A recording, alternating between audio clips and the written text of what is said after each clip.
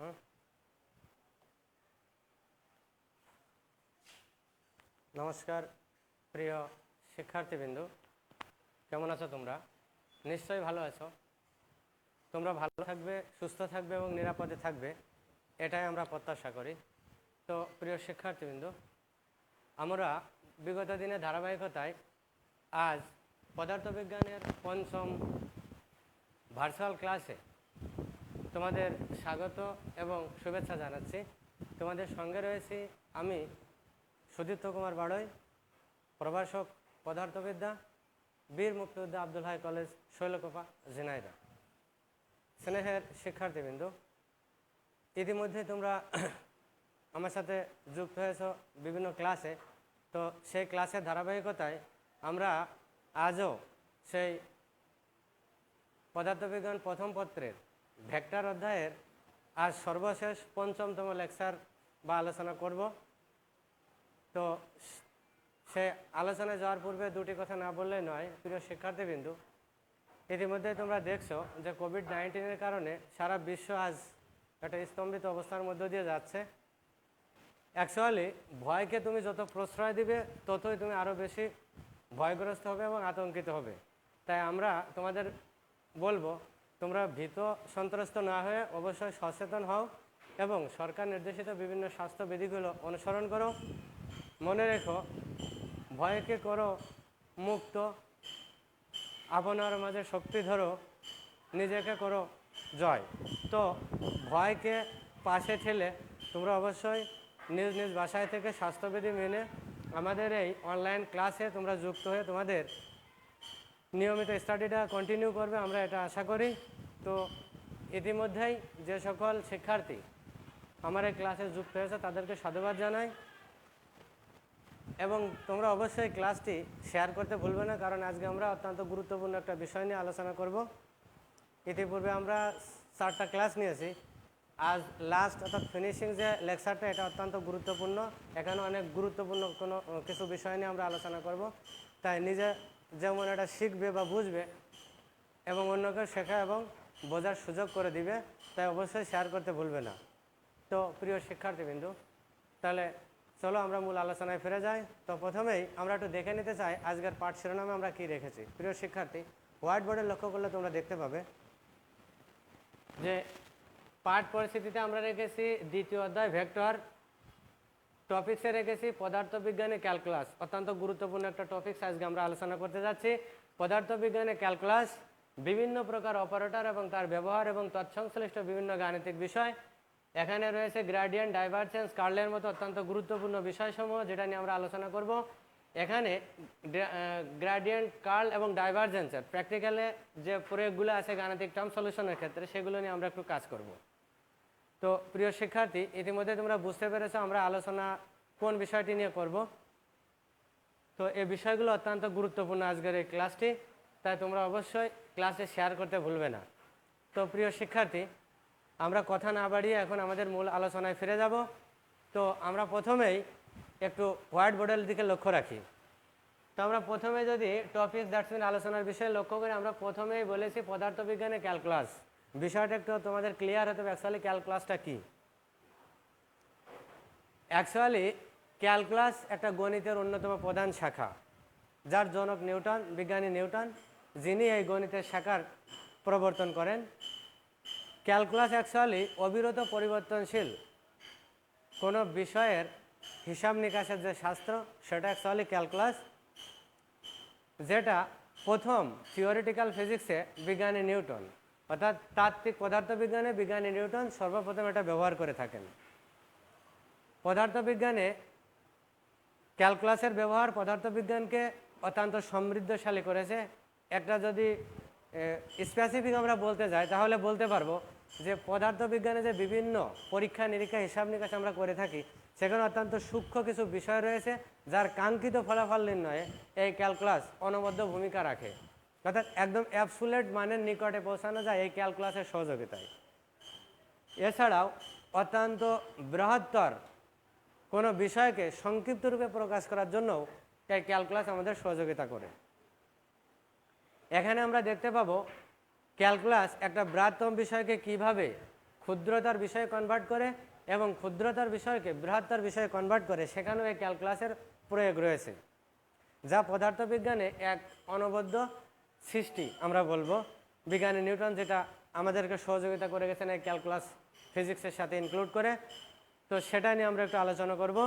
তো প্রথমেই আমরা যেটা বললাম যে ক্যালকুলাস অ্যাকচুয়ালি কি, তো এর ডেফিনেশনটা তোমাদের একটু জানা দরকার। তোমরা যে বইটি ফলো করছো বাসাতে, সে বইটি ওপেন করলে তোমরা এই ভেক্টর অধ্যায়ে তোমরা দেখতে পাবে ফিজিক্সে যে ক্যালকুলাসের ব্যবহারটা, সেখানে গেলে তো আমরা ডেফিনেশন আমরা বলবো ক্যালকুলাস, ডেফিনেশন আমরা যে ক্যালকুলাস বলি যে অবিরত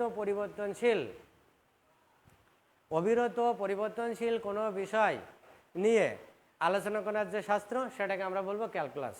এই ক্যালকুলাসে দুটো ধারা রয়েছে বা দুই ভাগে বিভক্ত, আমরা সেটা একটু দেখে নিতে চাই। প্রিয় শিক্ষার্থী, তোমরা বোর্ডে লক্ষ্য করলে দেখতে পাবে।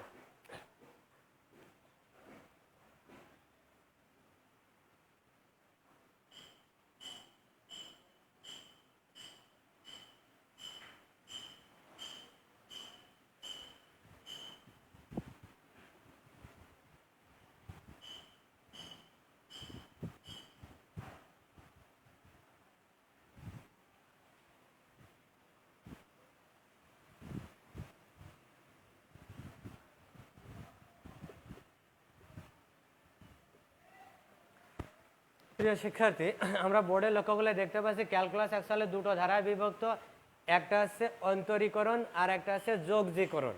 যদিও এর প্রত্যেকটারই ভিন্ন ভিন্ন নাম রয়েছে, সেগুলো আমরা আলোচনায় নিয়ে আসবো। ক্যালকুলাসের দুটো ধারা রয়েছে মেনলি, অন্তরীকরণ বা যোগজীকরণ। এই অন্তরীকরণ যেটাকে বলি আমরা ডিফারেন্সিয়াল ক্যালকুলাস, এবং যোগজীকরণ যেটাকে বলি আমরা ইন্টিগ্রাল ক্যালকুলাস। এটাকে আমরা বিভিন্ন নামে অভিহিত করতে পারি। আমরা একটু লক্ষ্য রাখি যে অন্তরীকরণ অর, এটাকে আমরা বলতে পারবো অন্তর্কলন,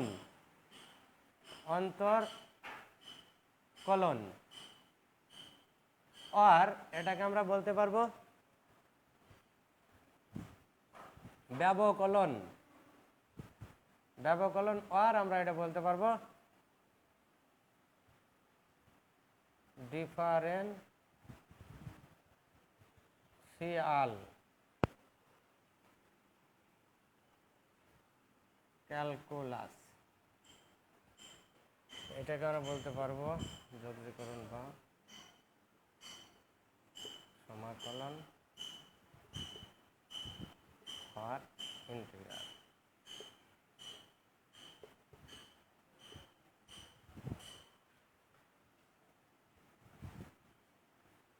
প্রিয় শিক্ষার্থী, হোয়াইট বোর্ডে লক্ষ্য করলে তোমরা দেখতে পাচ্ছ ক্যালকুলাস অ্যাকচুয়ালি দুটো মূল ধারায় বিভক্ত, সেটা হচ্ছে অন্তর্করণ বা যোগজীকরণ।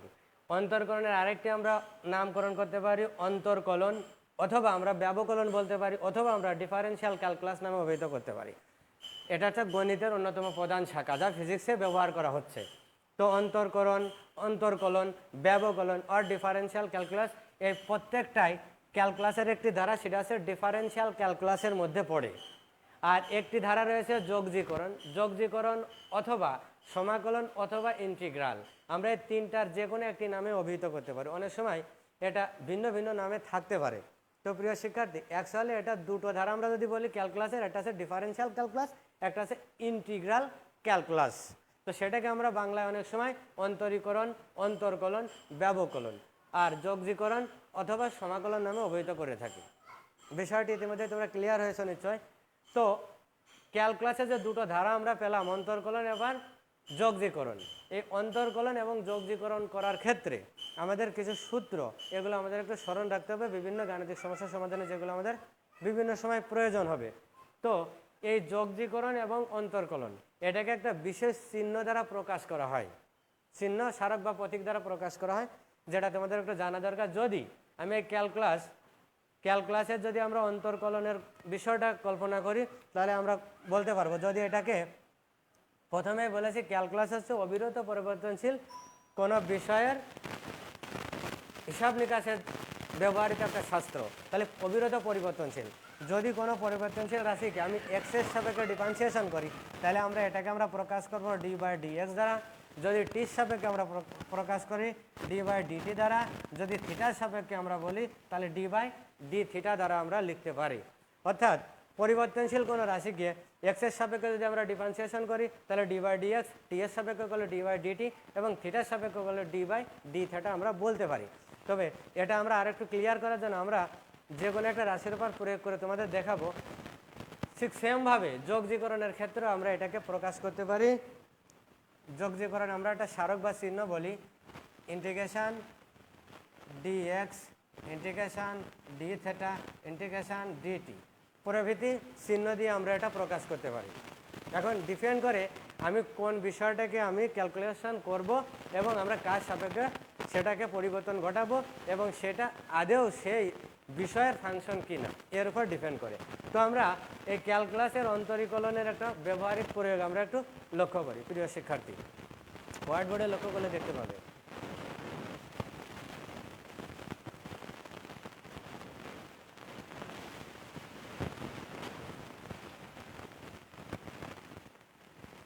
প্রিয় শিক্ষার্থী, যদি আমরা একটি ফাংশন কল্পনা করি, সময়ের সাপেক্ষে এক্স অফ টি একটি ফাংশন যদি কল্পনা করি যে এক্স অফ টি, তাহলে এই ফাংশনটাকে যদি আমরা এইভাবে কল্পনা করি, সে সাপোজ আমরা ধরেছি যে এক্স অফ টি, এই এক্সটা আছে টি এর একটা ফাংশন, তাহলে এই এক্স হলে এটা কিসের ফাংশন? টির ফাংশন। তাহলে আমরা এটাকে যখন আমরা ক্যালকুলেশন করব বা এর ডিফারেন্সিয়াল ক্যালকুলাসের মধ্যে নিয়ে যাব, তখন এটাকে আমরা টি এর সাপেক্ষে ডিফারেন্সিয়েশন যদি করতে চাই তাহলে আমরা এভাবে লিখতে পারবো, ডিটি উভয় পক্ষকে ডি বাই ডিটি, এটা একটা অপারেটর, আমরা পরবর্তীতে আলোচনায় আসবো কিছুক্ষণের মধ্যেই, টি স্কোয়ার প্লাস টু টি। এটা আমরা একটা ব্যবহারিক প্রয়োগ দেখাচ্ছি। যদি আমরা সূত্রগুলো পর্যায়ক্রমে ভেঙে ভেঙে দেখাবো, তো এখন এটাকে যদি আমি টি এর সাপেক্ষে ডিফারেন্সিয়েশন করি তাহলে একটা পরিবর্তন ঘটায়। সেটা কি পরিবর্তন ঘটায়? T square plus two T plus one, two dot one that's mean three T square plus two T plus two. এখন আমাদের পরিবর্তিত রাশিটা আমরা পেলাম এইটা, অবিরত পরিবর্তনশীল রাশির উপর প্রয়োগ ঘটানোয় আমরা প্রথমেই বলেছিলাম।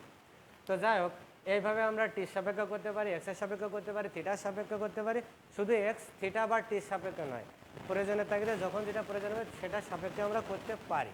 তো যাই হোক, তোমাদের এখানে একটা বিষয় ক্লিয়ার হওয়া প্রয়োজন যে অ্যাকচুয়ালি ক্যালকুলাসের যে দুটো ধারা, ডিফারেন্সিয়াল ক্যালকুলাস এবং ইন্টিগ্রাল ক্যালকুলাস, অ্যাকচুয়ালি এটা কখন কোথায় ইউজ করা হয়। তো ডিফারেন্সিয়াল ক্যালকুলাস যেটা আমরা বলবো, ডিফারেন্সিয়াল ক্যালকুলাস সাধারণত বৃহত্তর বিষয়কে ক্ষুদ্র থেকে ক্ষুদ্রতার বিষয়ে কনভার্ট করার ক্ষেত্রে এটা ব্যবহৃত হয়ে থাকে। তাহলে আমি আবার বিষয়টা বলি যে বৃহত্তর বিষয়কে ক্ষুদ্র থেকে ক্ষুদ্রতার বিষয়ে কনভার্ট করার ক্ষেত্রে আমরা এই ক্যালকুলাসের ডিফারেন্সিয়াল পার্টটা ব্যবহার করে থাকি, অর্থাৎ অন্তর্কলন বা ব্যবকলন আর ডিফারেন্সিয়াল ক্যালকুলাস, এটা আমরা ব্যবহার করি বৃহত্তর বিষয়কে ক্ষুদ্রতার বিষয়ে কনভার্ট করতে। সাধারণত আমরা দেখি বেগ, ত্বরণ, রেখার ঢাল প্রভৃতি নির্ণয়ে এই ডিফারেন্সিয়াল ক্যালকুলাস ব্যবহার করা হয়, যেটা আমরা ব্যবহারিক প্রয়োগ দেখাবো। আর যেটা ইন্টিগ্রাল ক্যালকুলাস আমরা বলেছিলাম, ইন্টিগ্রাল ক্যালকুলাসটা কোথায় ব্যবহার করা হয়? যে কোনো ক্ষুদ্রাতি ক্ষুদ্র বিষয়কে বৃহত্তর বিষয়ে কনভার্ট করতে আমরা এই ইন্টিগ্রাল ক্যালকুলাসটা ইউজ করে থাকি। তাহলে আমরা প্রথমে দেখে নিতে চাই আমরা এই ক্যালকুলাস অর্থাৎ অন্তর্কলন বা ডিফারেন্সিয়াল ক্যালকুলাসটা আমরা কোথায় ব্যবহার করি। যেমন আমরা বললাম বেগ, ত্বরণ অথবা রেখার ঢাল প্রভৃতি নির্ণয়ে এই ক্যালকুলাসটা ব্যবহার করা হয়। তো আমরা একটু বেগ আর ত্বরণ নির্ণয় করে আমরা একটু দেখি। হোয়াইট বোর্ডে লক্ষ্য রাখলে দেখতে পাবে শিক্ষার্থীবৃন্দ যে আমরা যে কোনো একটি ভেক্টর আমরা ধরে নেই যে ভেক্টর ভি, সাপোজ আমরা ভেক্টর ভি আমরা যেহেতু বেগ ভেলোসিটি ভি দিয়ে প্রকাশ করে, বেগ ভি না ধরে আমরা সাপোজ এ ধরে নিই, একটা ভেক্টর এ ভেক্টর যদি ধরে নিই, যদি আমরা ত্রিমাত্রিক স্থানাঙ্ক ব্যবস্থায় কল্পনা করি তাহলে আমরা এভাবে লিখতে পারবো A X I plus A Y J plus A Z K. একটা বিষয় ক্লিয়ার হওয়া প্রয়োজন শিক্ষার্থী, যেহেতু এই ক্যালকুলাস বা ইন্টিগ্রাল এটা স্কেলার রাশি এবং ভেক্টর রাশি উভয়েরই ক্ষেত্রে প্রয়োগ ঘটানো যায় বা উভয়ের ক্ষেত্রে ব্যবহৃত হয়। যেহেতু আমরা ভেক্টর অধ্যায় নিয়ে আলোচনায় আছি, তাই আমরা ভেক্টর রাশির উপর প্রয়োগ করে দেখানোর চেষ্টা করছি। তো আমরা একটি ভেক্টর এ কে ধরে নিলাম এ ইজ ইকুয়াল টু ত্রিমাত্রিক স্থানাঙ্ক ব্যবস্থা A X I A Y J plus A Z K. যদি এটা একটা সরণ ভেক্টর আমরা ধরি, সরণ ভেক্টর অর্থাৎ এ অফ এক্স সরণ, এক্স এর সরণ ভেক্টর অর্থাৎ এ অফ এক্স অর্থাৎ এক্স এর সরণ ভেক্টর যদি বলি, আমরা ফিজিক্সে ইতিমধ্যে থিওরিটিক্যাল ফিজিক্সে দেখেছিলাম যে সরণকে সময়ের সাপেক্ষে যদি একবার ডিফারেন্সিয়েশন করা যায় তাহলে আমরা বেগ পাই। কি পাই? বেগ। তারপরে আমরা বুঝে গেছি যে বেগ আনতে গেলে এই সরণ যদি আমি ধরি, সরণ ভেক্টর বা অবস্থান ভেক্টর, তাহলে একে সময়ের সাপেক্ষে একবার ডিফারেন্সিয়েশন করলেই আমরা বেগ পেয়ে যাব। তো আমরা সেটা একটু দেখি যে উভয় পক্ষকে যদি আমি সময়ের সাপেক্ষে ডিফারেন্সিয়েশন করতে চাই তাহলে এখানে আমি একটা অপারেট করব, অপারেটর দিয়া। আমরা এরপরে কিন্তু বিভিন্ন অপারেটরের আলোচনায় যাব, যদিও এখানে বিষয়টি এসেছে। তো প্রথমে আমরা যদি উভয় পক্ষকে ডি বাই ডিটি দ্বারা অপারেট করি তাহলে ডি বাই ডিটি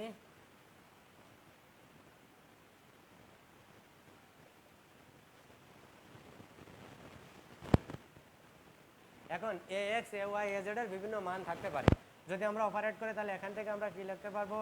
লিখতে পারবো d A x by DT I plus D A Y by dt plus D A Z by d. তাহলে এটা আছে ডি অফ এক্স অর্থাৎ সরণ ভেক্টরে। যদি আমরা এটাকে ভি বলি অর্থাৎ V is equal to D A of X by DT হয়, তাহলে এটা অ্যাকচুয়ালি আমার দাঁড়ায় ভি ইজ ইকুয়াল টু কত?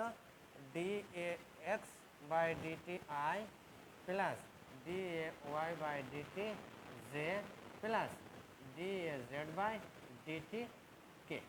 প্রিয় শিক্ষার্থী, ইতিমধ্যে তোমরা লক্ষ্য করেছো আমরা সরণকে কিভাবে বেগে কনভার্ট করেছি এবং এক্ষেত্রে আমরা কি একটা ডিফারেন্সিয়েশন করেছি কার সাপেক্ষে? টি এর সাপেক্ষে, অর্থাৎ ডি বাই ডিটি এই অপারেটরটা অপারেট করেছি আমরা এই সরণ ভেক্টর এ অফ এক্স এর উপর, সেক্ষেত্রে আমরা বেগ পেয়েছি। যদি একইভাবে এটাকে যদি ত্বরণে আমরা কনভার্ট করতে চাইতাম তাহলে এটাকে আবার পুনরায় সময়ের সাপেক্ষে ডিফারেন্সিয়েশন করতাম, সেক্ষেত্রে d by dv dt dv by dt is equal to, এটাকে যদি আমরা করে দিই একবারে তাহলে d square A x by DT square I plus D square A Y by DT square plus D square A Z by DT square. এখানে আমাদের কে একক ভেক্টর আর এখানে আমাদের জে একক ভেক্টর। তাহলে এইটাকে যদি আমরা ত্বরণ বলি অর্থাৎ ত্বরণ A is equal to DV by DT হয়, আমরা ফিজিক্সে পড়েছিলাম যে সময়ের সাপেক্ষে বেগকে একবার ডিফারেন্সিয়েশন করলে আমরা অ্যাক্সিলারেশন দ্যাটস মিন ত্বরণ পেয়ে যাই। তো A is equal to DV by DT, অতএব আমরা এটাকে লিখতে পারবো, এটাকে রিপ্লেস করে দিলাম এ দিয়ে, তার মানে আমরা এটাকে লিখতে পারি A is equal to D square A x by DT square I plus D square A Y by DT square J plus D square A Z by DT square K. যেমন এটা আমরা ত্বরণান্তে ব্যবহার করলাম। ঠিক একইভাবে যেমন ত্বরণান্তে আমরা এটা ব্যবহার করেছি যে একটা ক্ষুদ্রতার বিষয়কে বৃহত্তর বিষয়ে কনভার্ট করেছি, আমরা ছোট একটা বিষয় এখানে ছিল সেটাকে আস্তে আস্তে আস্তে আস্তে বিস্তীর্ণ রূপ দিতে সক্ষম হয়েছে। ঠিক একইভাবে আমরা ইন্টিগ্রালের ক্ষেত্রে একটু দেখব।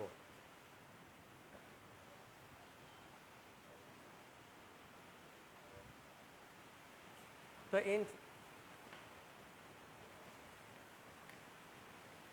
ইন্টিগ্রালের ক্ষেত্রে যদি আমরা বলি প্রিয় শিক্ষার্থী, তোমরা একটু হোয়াইট বোর্ডে লক্ষ্য রাখবে। ইন্টিগ্রালের ক্ষেত্রে আমরা বলেছিলাম যে অত্যন্ত ক্ষুদ্রাতি ক্ষুদ্র বিষয়কে বৃহত্তর বিষয়ে কনভার্ট করার জন্য আমরা ইন্টিগ্রাল ইউজ করে থাকি। তো আমরা যদি সেটাই করে থাকি তাহলে আমরা একটু বোর্ডে লক্ষ্য রাখি যে আমি বিষয়গুলো একটু তোমরা মন দিয়ে আমার কথাগুলো শুনবে। যে আমরা ধরে নিলাম যে কোনো একটা সিস্টেমের উপর এফ বল প্রয়োগ করবো, সিস্টেমের ম্যাচ যদি এম হয় এবং এটা যদি স্থির থাকে, অর্থাৎ এম্বার বিশিষ্ট কোনো একটা বস্তুর উপর, এম্বার বিশিষ্ট কোনো একটি স্থির বস্তুর উপর এফ বল প্রয়োগ করার ফলে যদি টি সময়ে সে এস দূরত্ব অতিক্রম করে, অর্থাৎ ফিগারটা যদি আমরা এভাবে দাঁড় করাই,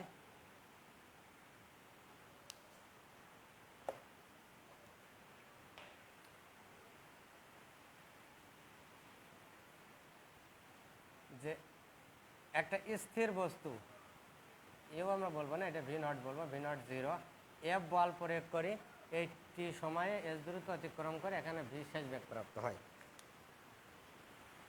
এখন আমরা যদি বলি এম্বার বিশিষ্ট একটি স্থির বস্তুর উপর এফ বল প্রয়োগ করা হয় টি সময় এস দূরত্ব অতিক্রম করে, তাহলে যেহেতু বল প্রয়োগে বস্তুটি বলের দিকে সরণ ঘটেছে তাহলে অবশ্যই আমরা এখানে কাজ সংঘটিত হয়েছে বলতে পারি। তো প্রিয় শিক্ষার্থী, আমরা কাজের ডেফিনেশনেও জানি যে কোনো একটা বস্তুর উপর বল প্রয়োগ করলে সেটা যদি বলের দিকে সরণ ঘটে তাহলে বল এবং ওই সরণের গুণফলকে কাজ বলে। ঠিক সেমভাবে এখানে যদি এম বল বিশিষ্ট একটি স্থির বস্তুর উপর এফ বল প্রয়োগ করে টি সময় এস দূরত্ব অতিক্রম করে তাহলে অবশ্যই সেখানে কিছু কাজ সংঘটিত হয়েছে। তো ইন্টিগ্রালে যেটা আমরা করব যে এখান থেকে আমাদের শুরুটা এস জিরো থেকে এখানে আমাদের S is equal two S, অর্থাৎ এই পুরো পথটা আমরা এস যদি কল্পনা করি, তো এক্ষেত্রে এফ বল প্রয়োগে এম বলের বস্তু স্থির ছিল টি সময় এস দূরত্ব অতিক্রম করে, সেক্ষেত্রে যদি ডিএস ক্ষুদ্রাতি ক্ষুদ্র সরণ আমরা কল্পনা করি, ডিএস ক্ষুদ্রাতি ক্ষুদ্র সরণ টোটাল এই শুরু থেকে অর্থাৎ স্টার্ট পয়েন্ট থেকে ইন পয়েন্ট কল্পনা করে যদি ক্ষুদ্র একটা সরণ, এই ক্ষুদ্র সরণ ডিএস এতটুকু কল্পনা করি, সেক্ষেত্রে আমাদের কৃত কাজ কি দাঁড়াবে? কৃত কাজ D W is equal two ball into সরণ অর্থাৎ ডিএস। আমরা ক্ষুদ্রাতি ক্ষুদ্র সরণ ডিএস এর জন্য পেয়েছি এফ ইন ডট ডিএস, অর্থাৎ D W is equal two F dot DS. এটা ক্ষুদ্র সরণ এ ডিএস এর জন্য আমরা কল্পনা করলাম, কিন্তু আমরা ক্যালকুলেশন করতে আসি স্টার্টিং পয়েন্ট থেকে ইন পয়েন্ট পর্যন্ত, অর্থাৎ শুরু থেকে শেষ পর্যন্ত আমাদের কতটুকু কাজ সংগঠিত হয়েছে। এটাই সেই ক্ষুদ্র ক্ষুদ্র বিষয়গুলোকে সমষ্টি করে বৃহত্তর বিষয় কনভার্ট করা ইন্টিগ্রালের প্রয়োগ। তো যদি আমরা ক্ষুদ্র সরণ ডিএস এর জন্য কৃত কাজ ডিডাব্লিউ হয়, তাহলে আমাদের পুরো এস ইজ ইকুয়াল টু 0 থেকে এস পর্যন্ত সরণের ক্ষেত্রে কৃত কাজ কি? সেই কৃত কাজ আমরা ডাব্লিউ ইজ ইকুয়াল টু লিখতে পারি ইন্টিগ্রাল এফ অফ ডিএস, এই lower limit S is equal two 0, upper limit S, upper limit সাথে আমরা এস লিখতে পারি। অর্থাৎ বস্তুটা শুরু থেকে শেষ অর্থাৎ এই 0 থেকে এসে পৌঁছাতে কৃত কাজ ইন্টিগ্রেশন এফ ডট ডিএস, যেটা আছে ডাব্লু দ্বারা প্রকাশ করে, অর্থাৎ আমরা পুরো কাজটা পেয়ে গেছি। এক্ষেত্রে কী হয়? ক্ষুদ্র ক্ষুদ্র সরণের সমষ্টি আমাদের পুরো সরণ থেকে কৃত কাজ ডাব্লু শো করে। তাহলে প্রিয় শিক্ষার্থী, ইতিমধ্যে তোমরা ইন্টিগ্রালের প্রয়োগটাও বুঝতে পেরেছো নিশ্চয়। তো যাই হোক, আমাদের টপিকস অনেকগুলো বিষয় নিয়ে আমরা আলোচনা করব, যেহেতু আজ আমাদের এই অধ্যায়ের শেষ ক্লাস আমরা দিচ্ছি, এরপরে আমরা আরও গুরুত্বপূর্ণ কিছু বিষয় আছে সেগুলো নিয়ে আলোচনা করব ধারাবাহিকভাবে। তো এখন আমরা পরের বিষয়ে যাই। প্রিয় শিক্ষার্থী, হোয়াইট বোর্ডে লক্ষ্য রাখবে, আমরা পরবর্তীতে বলেছি বিভিন্ন প্রকার অপারেটর। অ্যাকচুয়ালি তোমরা বুঝতেই পারছো অপারেটর একটা ইংলিশ ওয়ার্ড, এর আবিধানিক অর্থ অ্যাকচুয়ালি যে কার্যকারক বা সংগঠক, যা নাকি কোনো একটা ঘটনা ঘটায় বা ঘটাতে সহযোগিতা করে। এই অপারেটর শব্দের অর্থ তাহলে কি? অপারেটর অর্থ কার্যকারক বা সংগঠক। যখন কোনো একটা অপারেটর কোনো একটা রাশির উপর প্রয়োগ করা হয়, তখন সেই রাশির অন্য রাশিতে কনভার্ট করে দেয়, এটাই সেই অপারেটরের মূল কাজ। কিন্তু এখানে আশ্চর্যের বিষয়, এই অপারেটর নিজে অন্য একটা রাশিকে কনভার্ট করে দিলেও অন্য রাশিতে নিজস্ব কোনো অর্থ তার নেই। যখন সে অন্যের উপর প্রয়োগ করা হয় তখন সে অর্থবহ হয়ে ওঠে। তাহলে আমরা একটু বোর্ডে লক্ষ্য রাখি যে অপারেটর আমরা বললাম কি একটা কার্যকারক বা সংগঠক। যদি আমি এটা স্কোয়ার আমি বলি, এই স্কোয়ারের কোনো অর্থ নেই, এই স্কোয়ার অর্থহীন, এখানে কোনো অর্থ নেই। কিন্তু যদি স্কোয়ারটাকে আমি 3 স্কোয়ার বলতাম, তাহলে দেখো 3-র উপর আমার প্রয়োগ করার কারণে এটা আমার 9 শো করতো। সেমভাবে যদি আমি একটা রুট চিহ্ন ইউজ করি, তাহলে রুটের কোনো অর্থ এখানে নেই, কিন্তু যদি আমি রুট ওভার 4 লিখি, দ্যাটস মিন আমরা 2 বলতে পারি। তো এইভাবে এই স্কোয়ার এবং রুট এগুলো কিন্তু একটা অপারেটর। সেমভাবে যদি আমি ডি বাই ডিএক্স বলি, এর নিজস্ব কোনো অর্থ নেই, তথাপি এটা যদি একটা পরিবর্তনশীল রাশির উপর অপারেট করি তাহলে এটা অর্থবহ হয়ে ওঠে। কেমন? আমরা যদি এই ডি বাই ডিএক্স ইন্টু এখানে যদি আমরা লিখি এক্স স্কোয়ার, এটার অর্থ হচ্ছে এক্স, 2x। তার মানে এই ডি বাই ডিএক্সটা এক্স স্কোয়ারের উপর আমরা প্রয়োগ করার কারণে 2x শো করেছে। তার মানে তোমরা বুঝতেই পারছো ডি বাই ডিএক্স, তারপর রুট ওভার এবং এই বর্গ বা স্কোয়ার, এই সবগুলো একটা অপারেটর। তাহলে এইগুলো প্রকাশ করার জন্য আমরা কী ব্যবহার করেছি? চিহ্ন বা প্রতীক বা স্মারক। কী ব্যবহার করেছি? চিহ্ন, প্রতীক অথবা স্মারক।